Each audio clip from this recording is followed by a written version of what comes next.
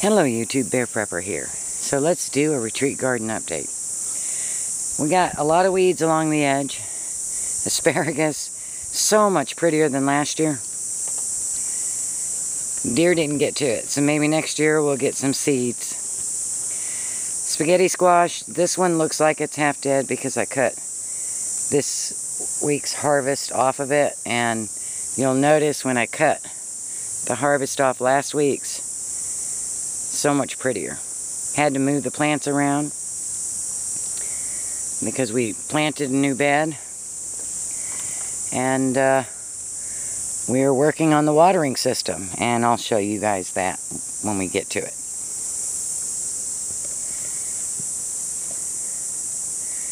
Tomato plants are looking pretty good.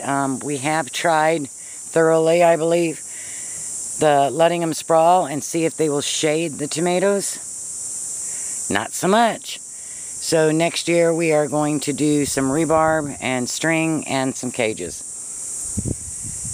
The delicata squash, not too bad. Doing pretty good. There's ants on it, so I think this may be the last of it. I put down some more BT, but I don't think it's going to make a difference. Stevia, I harvested some. Hopefully we can get that seeped. So I have two there, if you can see them. And then more tomatoes. Let's go on down there. When we first came up to the garden, it looked like there were no tomatoes. They were all hiding under the leaves. So plants are doing pretty good. There are a few that I still haven't gotten any tomatoes off of. Green peppers look wonderful. The plants look really healthy. They are probably 3 foot high. And I think that means we're going to have a great fall crop. Tobacco, I cut the flower heads off. I'll zoom in for you. And the ones that didn't have flowers are, oh, so much taller.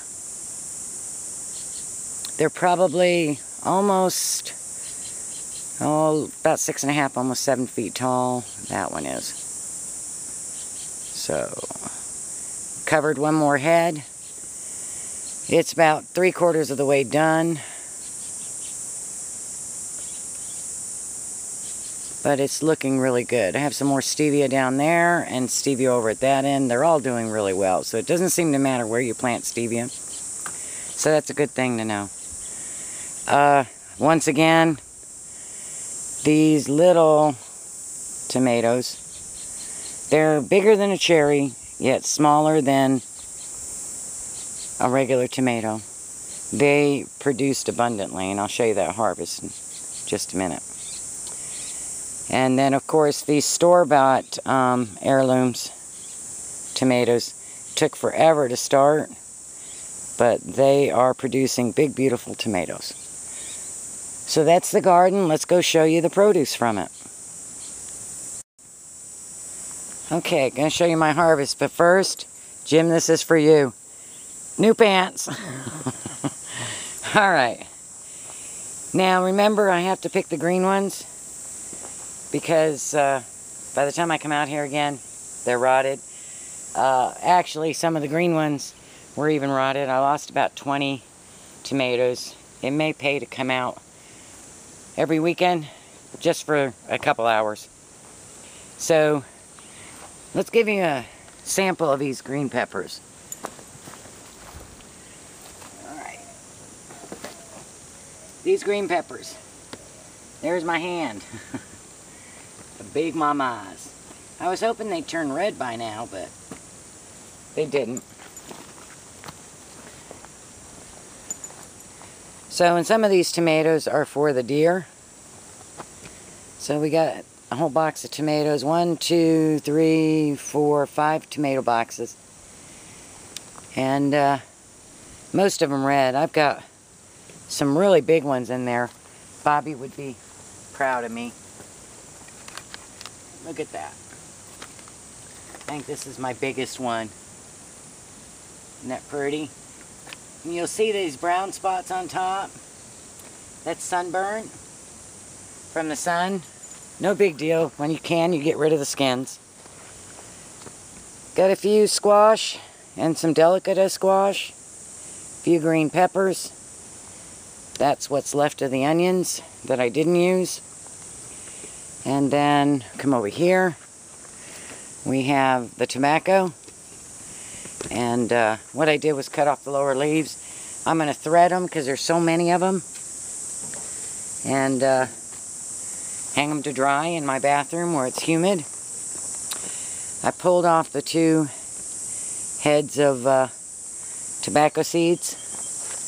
Each one of these pods has thousands of seeds. I use this flour sack towels to cover the new seed pod. I like it much better. You can get those at Sam's Club pretty cheap. We got to hook up our drip system. And there's my stevia harvest for today. I lost my stevia I cut last time, so hopefully I won't lose this and we can make some sugar. So there you go. This week's harvest.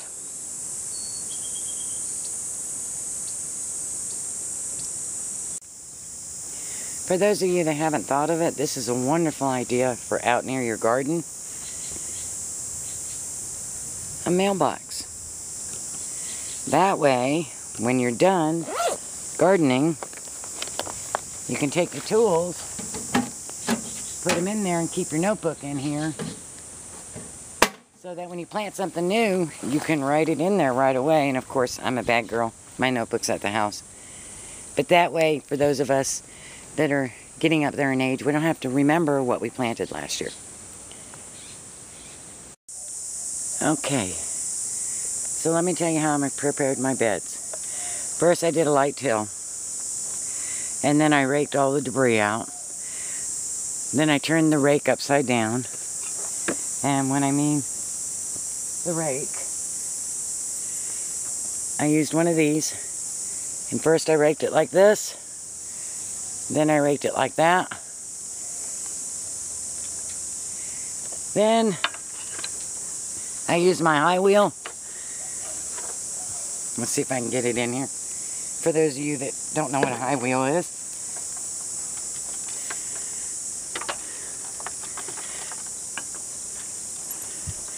That's a high wheel. And on the end, it has a row maker. So I use that to make my rows. And now I'm going to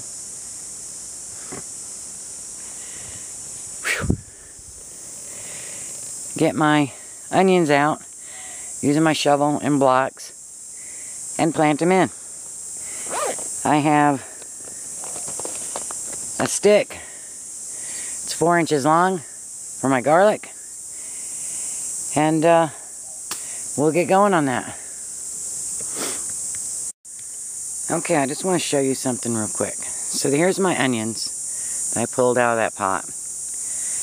And when you're planting, make sure you take a look at the stalk, because when you're planting in a flat bed like that, they tend to get mixed up. See, this one is red.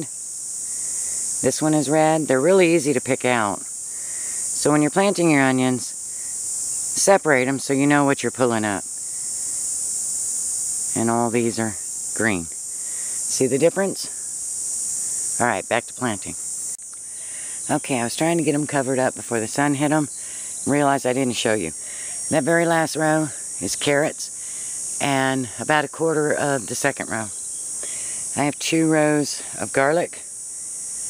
It took 40 garlic bulbs, and I was 1/4 of a row short, so probably 50. 4 inches apart.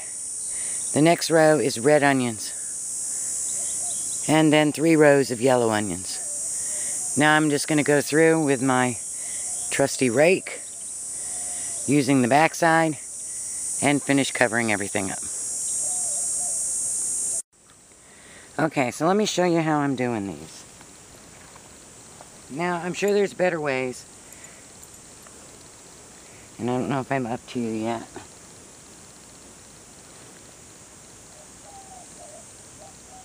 But this is how I do it.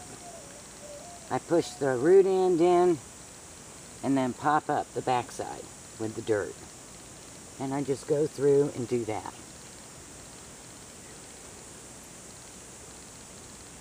And I'll do that all the way up. I'm not sure if I'm in the shot, so let me move up a little further. And if you've spaced them 6 inches apart, the rows, you should be able to get your knees in there. And then you just push that and then push them up. Push that and then push it up. And it tucks the roots in and stands the plant up. See? Now, I'm sure there's a better way to do it, but that's how I do it. All right?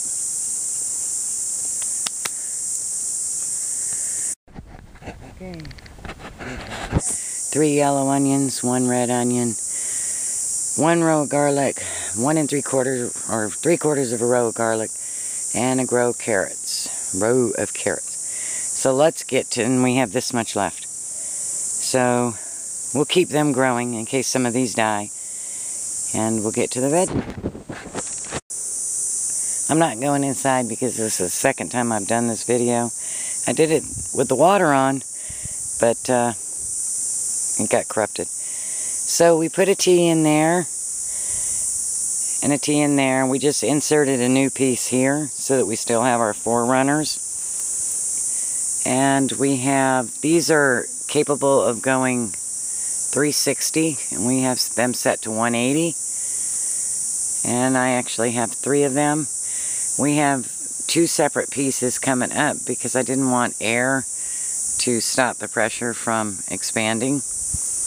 And we have 3. So let me zoom on out so you can see it in its entirety. And it actually covers the entire space with just the 3 heads.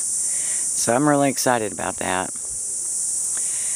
And we'll see how these look next time we come out. Blessings.